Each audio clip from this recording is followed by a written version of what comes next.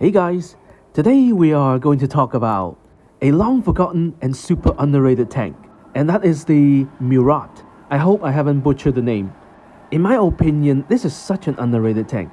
Despite it's been a rather new tank, you rarely see them on the battlefield. Personally, I don't know why, because I think this has one of the best rhythm of any auto-loading, auto-reloading tank in the game, or in tier 10. Let me explain. The Murat has one of the shortest long reload in tier 10 as an autoloader. If I remember correctly, the only one that has shorter long reload is the Bad Chat with the small gun, and it's only half a second shorter. And the intro-clip reload on the Murat is 2.4 seconds, also one of the shortest in the entire game. Yes, my clip potential is not huge, only 2 shots, but I have very healthy alpha damage, very good penetration value to back it up. What I'm trying to say is, you don't need to wait for too long to deliver the magazine, and whenever you do, you're most likely going to deliver the entire magazine. Unlike the 50B, the Bad Chat or the 405, even sometimes 57 Heavy. In these tanks, you rarely finish the entire magazine, so you are constantly being put in a pickle. Oh, do I want to reload? Because I have 2 shells left. But if I do right now, I need to wait for 20 plus seconds. So your damage output rhythm is inconsistent. And during these downtime, you completely rely on your teammates. As a result, you have to be very careful with your positioning. You need to think about, am I being too aggressive or am I being too far away? However, on the Murat, you don't need to think about any of this. Even if you position yourself wrong, I only need to wait for 14 seconds. And with 9 degrees of gun depression, it makes it so flexible. Well, I guess enough theory crafting, let's dive into some gameplay. We'll then talk about the not so good things about the tank. Okay, so let's take a look at the matchmaking. It's actually very even. Both sides have the same amount of heavy tanks, light tanks, and TDs. Of course, at first we are going to the church, but we need to think about how we engage the enemy. Even though our long reload is very short, but we are still an autoloader. The enemy 121B on the other hand has very good DPM, but what it doesn't have is good gun depression.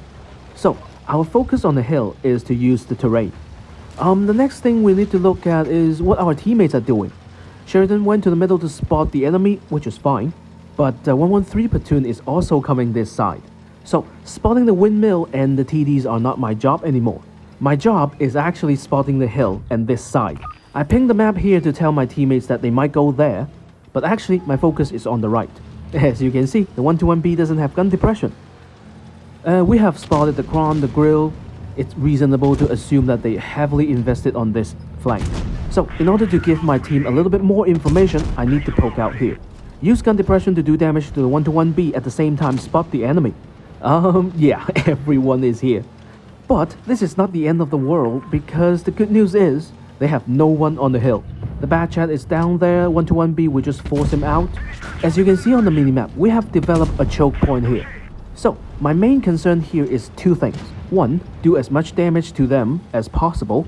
2, constantly check on how my teammates are doing, what their hit points at. These things are going to determine how and when we're going to retreat. Now, you may ask, why am I staying here when there is 2 113 in the front? 2 reasons. 1, 113 doesn't have very good gun depression, and they are mid-mounted turret. Simply put, this is not the most ideal terrain for them to work on. Another thing is, I don't need to, yet. There might be someone coming up on the hill at the moment, but we are constantly using the buildings on our left to protect us, and whenever they decided to come up, they will get spotted, and these 2 guys will be able to provide flank fire. Now you can see what I mean. The 113 simply don't have the gun depression, and the 121 has no shot on me. If he exposed a little bit too much, our sniping tanks is able to shoot him. Now, what do we do?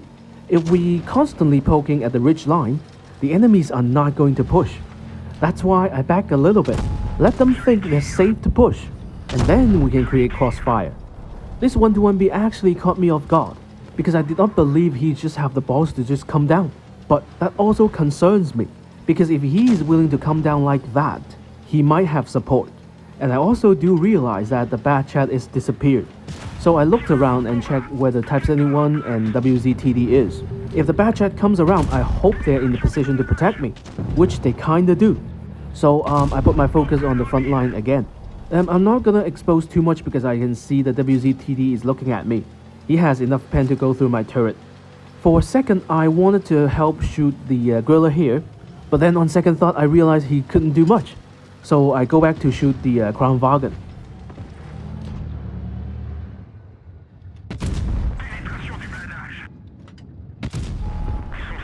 At this point, as you can see, we have successfully defended this wave.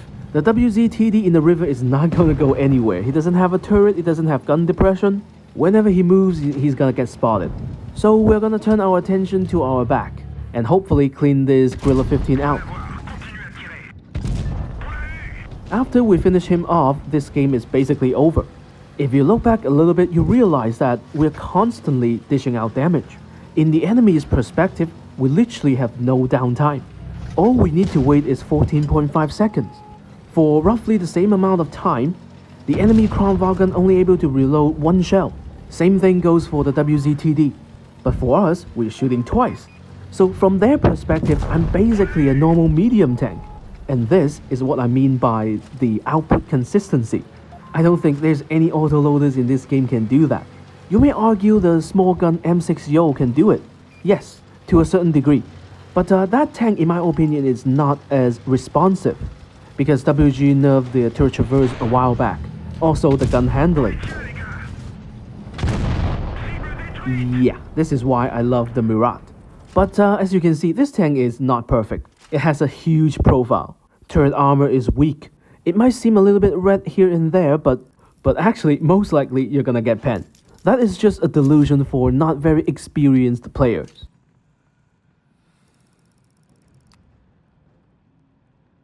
They have more fast tanks than us. What concerns me more is they have a Badger, Jagdpanzer E100 and the M6 Yo. All of these are very good hull-down tanks and have good armor. On the other hand, we don't. We can just imagine a little bit, what would the enemy do? The fast tanks push top, the Jaegeru, the Badger defend at the bottom, and based on the map design, we don't have a foothold to defend any of that. And we also don't have the armor to push the enemy TDs either. And honestly, I don't think we can do much about it, at least for this point. What we can do is let them make mistakes, and then we try our best to capitalize it. But that is going to be the later part of the game. Right now, we have to just do as much damage as possible, as long as we can. I did notice the mini-map. Our bad chat is pushing the enemy base. Not a smart move, but he did give us information. And that is, nobody is defending the bottom. And do you guys remember what I said earlier? We let them make mistakes. Where do you guys think the best place for that to happen? The cap circle. And where can we control the cap circle? This balcony here. As a result, the next thing we need to do is, there's no one spotting the crossing. However, as you can see, there's 3 knocked down. We can't cross just yet. Now, the Jaegeru, the Badger, the 907, none of them is able to shoot the crossing. At the same time, the mediums on the top are not down yet. This is our timing to cross. So we make sure we're not spotted anymore. Check if the Jagdpanzer E100 can spot us again. He is behind the cover, so this is the time. As you can see, the 50B and the grill got left behind. Which is actually okay because when we got to the balcony, we have the window to create crossfire with them. However, the second I look away, the 50B left. As we said before, we need to play accordingly. We need to check what the teammates are doing. He left the position and there's no ground for us to defend anymore. So, as much as I don't want to, we need to push. And this is exactly what I'm afraid of at the beginning of the game. The Badger and the Jaegeru is defending. Well, there's not much we can do. The best we can do is to come back and defend. Hopefully, protect the 50B's back. Help him reserve as much hit point as possible to take down whatever is in the front. Guys, at this point I think we can all learn a lesson. Whatever we decided to do, don't take shortcuts. If our 50B and the grill decided to do a little bit safer route, for example here on the balcony, they will still be full health, and there's no way for the enemy fast tank to push down. So yeah guys, don't take shortcuts. Not just in this game, also in real life. At this point, this game is probably over.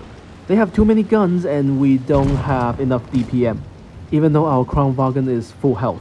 But let's make the most out of it. We can kinda create a choke point here, but at the same time, I need to know where the Sheridan is. Okay, we can clear him out. Yeah, you can see it here. Our lower plate is just too big. Our profile is too tall. I made a mistake here. I shouldn't have gone up. I know the M60 is there. I should just stay low. Then I'll have 500 more hit points left. Yeah, this game is over. In this couple games, I think we did showcase the pros and cons of this tank.